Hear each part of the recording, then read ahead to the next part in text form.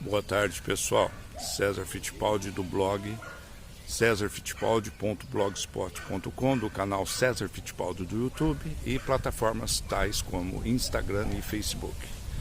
Essa semana tivemos a notícia do abandono da Honda da Fórmula 1, né? Eles vão deixar a categoria no final de 2021 e isso é preocupante, porque além dos custos astronômicos para se desenvolver uma plataforma motriz para a principal categoria automobilística do mundo, há também que se considerar a mudança de viés que a Fórmula 1 vem atravessando, não só a Fórmula 1 como o esporte motor em geral. Nós sabemos que a tendência, num futuro não tão distante assim, são os carros elétricos, movidos por plataformas elétricas. E já temos aí a Fórmula E, que eu particularmente não gosto, podem me chamar de antiquado, podem me chamar de purista, mas eu gosto de sentir o cheiro de gasolina, de óleo, o barulho dos motores. Então, eu acho que a fórmula elétrica ainda é um tanto quanto artificial, forçada, as corridas em si não me empolgam muito. Opinião subjetiva. A Fórmula 1 ela é a rainha das categorias, não tem como a gente negar, mesmo com todos os problemas, todas as críticas, todas as nossas queixas, ela é a Fórmula 1, né? Mas ela se tornou astronomicamente cara. Ela tem hoje a participação de poucas equipes porque é muito caro. Voltando a falar em saudosismo, que saudade dos anos 70, final dos anos 80, onde a pessoa com um pouco de investimento e muita engenhosidade projetava um carro, comprava um motor Cosworth, um câmbio Hewland, fazia um acordo de fornecimento de pneus e ia para a pista. Quando não, comprava um modelo usado de uma escuderia já estabelecida e participava como privado, como independente.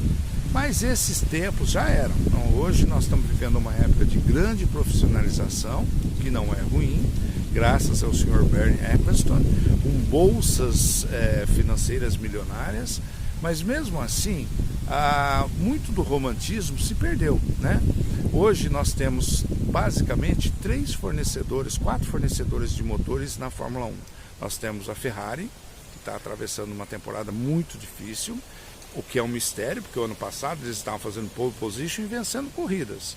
E com a sanção que a FIA lhes aplicou, que ninguém sabe, que é mantido em segredo, o desempenho dos carros com o motor Ferrari despencou. Eles estão passando um vexame essa temporada. Nós temos os motores Renault e temos os motores Mercedes, que são os preferidos, né? E a Honda, que voltou em 2016, 2017, não me lembro bem, fez inicialmente um acordo com a McLaren, foi malhado pelo senhor Fernando Alonso, aí acabou com a Red Bull, que reclamava muito da falta de potência da Renault, acabou fazendo inicialmente um acordo com eles, que era a Toro Rosso e hoje é a AlphaTauri, e eventualmente eles acabaram aderindo à Honda e com bastante sucesso, diga-se de passagem.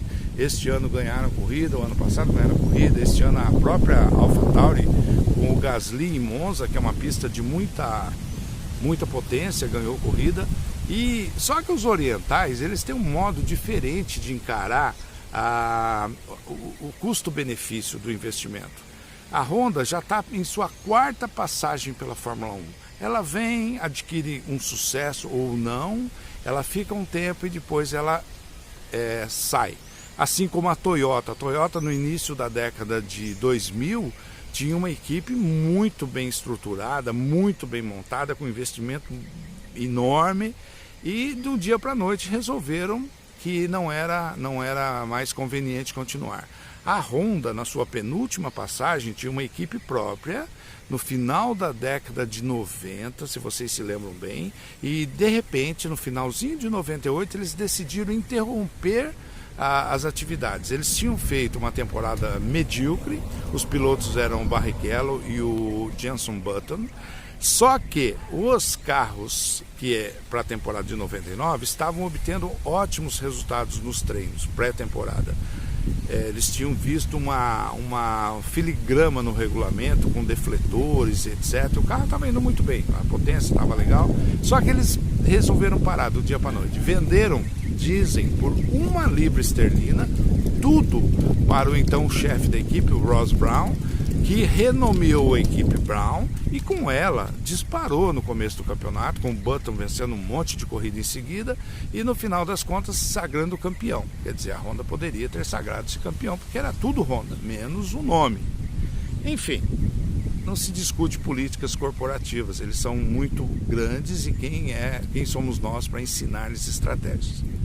Outro assunto que eu gostaria de abordar nesse vídeo é que hoje faz exatamente 50 anos que o Brasil obteve a sua primeira vitória num grande prêmio de Fórmula 1.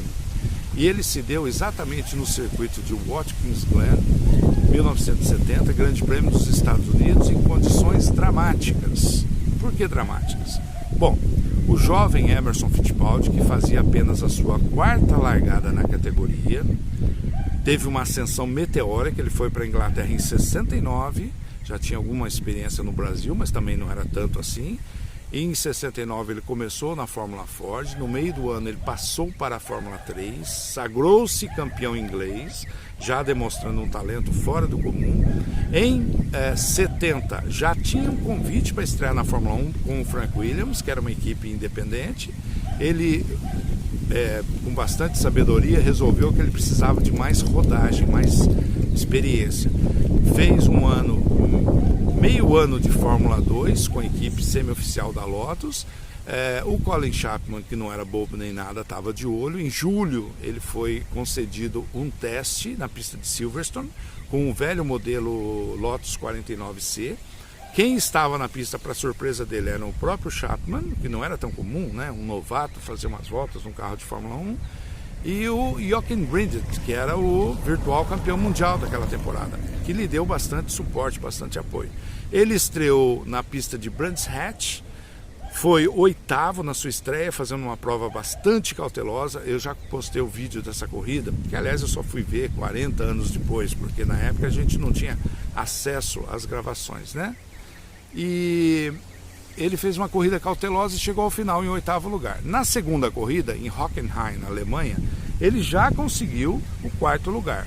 Há que se notar que naquela época os carros quebravam muito, tá? Então não era que ele foi lá para 4º, chegou em 4º lugar, o que era fantástico, 3 pontos na sua segunda corrida de Fórmula 1. Bom, na terceira, na Áustria, teve problemas e em Monza, nos treinos, a Lotus era muito frágil, não estava tendo bom resultado. O Chapman sugeriu que eles fossem à pista sem os aerofólios.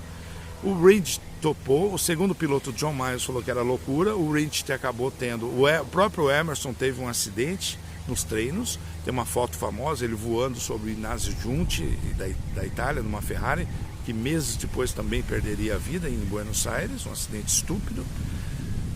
E o Rindt bateu muito violentamente e acabou perdendo a vida. A equipe obviamente retirou os carros da prova. O Chapman, morrendo de medo de ser indiciado o que ele foi posteriormente pela justiça italiana, deu fora da Itália rapidinho.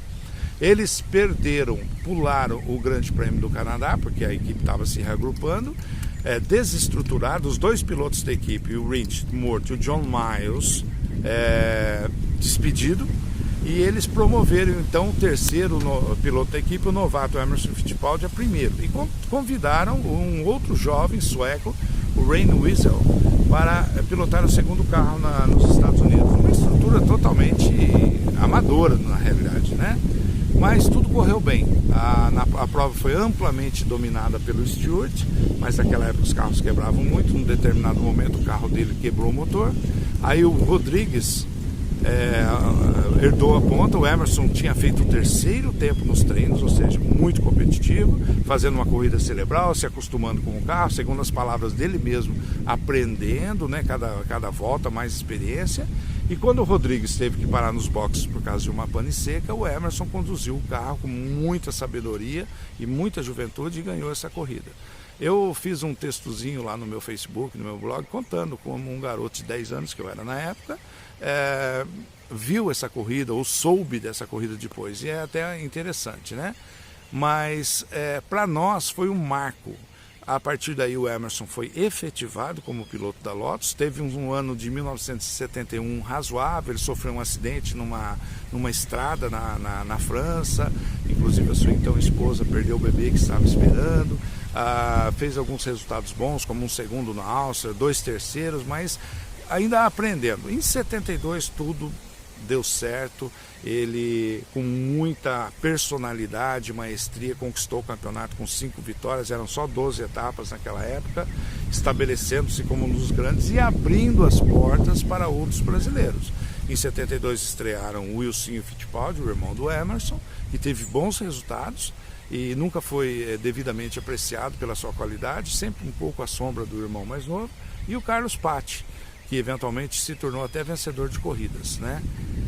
Então, a nossa história na Fórmula 1 praticamente começa aí. Tivemos algumas participações esporádicas nos anos 50, o Chico Landi, o Fritz Dory, que faleceu há pouco tempo, o Hernando da Silva Ramos, mas efetivamente, e depois do ano de 70, nós ficamos 48 anos com pilotos efetivos na Fórmula 1. Estamos desde a temporada passada e essa sem piloto, que também não é nenhuma tragédia.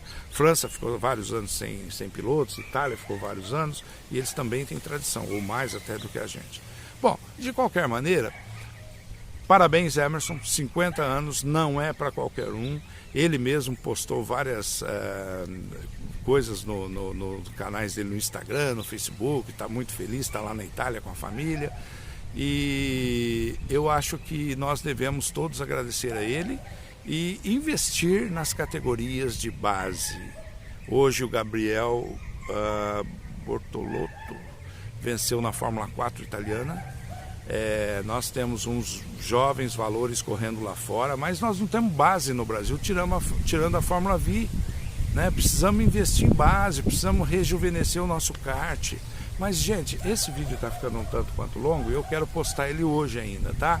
Então eu vou desejar um feliz final de domingo para todo mundo e um abração, e durante a semana eu volto, tá? Obrigado, tchau.